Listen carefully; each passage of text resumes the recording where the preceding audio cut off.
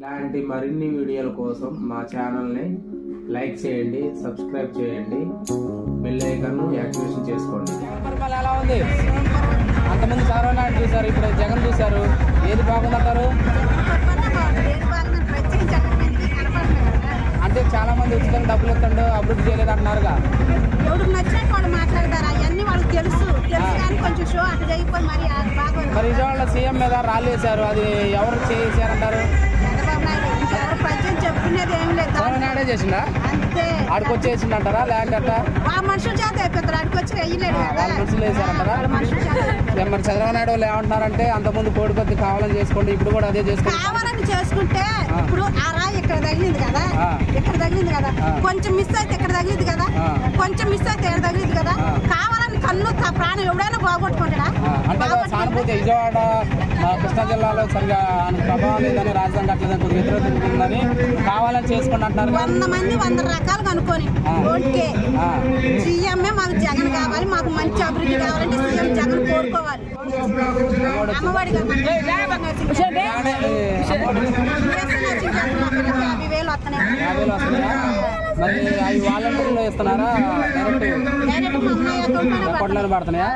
ఎన్ని ఓట్లు ఉన్నాయి? 4 ఓట్లు ఉన్నాయి. 4 ఓట్లు ఉన్నాయా? 4 ఓట్లు ఎవరికి వేస్తారు? జగన్ ప్రాణం అంతేనా? మొత్తం గెలిపిస్తారు అయితే మళ్ళీ జగన్. పరిపాలన బాగుంది అయితే. ఓకే అండి, థ్యాంక్ యూ. పరిపాలన ఎలా ఉంది? జగన్ పరిపాలన మంచిగా ఉందా? మరి చాలా మంది ఉచితంగా డబ్బులు వస్తుందా, అభివృద్ధి చేయలేదు, రోడ్లు వేయలేదు అంటున్నారు.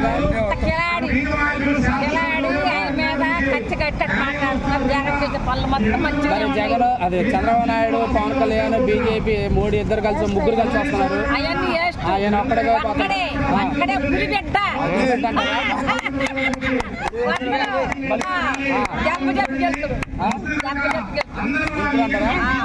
అంటే ముగ్గురు కలిసి వస్తారా? ఒక్కడే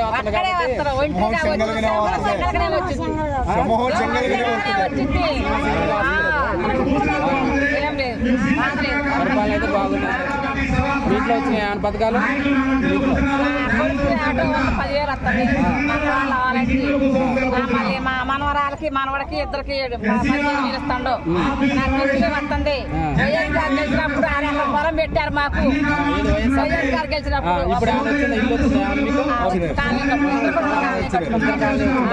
అంటే చాలా మంది ప్రతిపక్షాలు ఓన్లీ వాళ్ళ కార్యకర్తలకు ఇస్తున్నారు స్థలాలు. పరిపాలన బాగుందా? ఈ ప్రాంత ఎమ్మెల్యే పని ఎలా ఉంది? భానుగారు మంచిగా మళ్ళీ గెలుస్తున్నారు.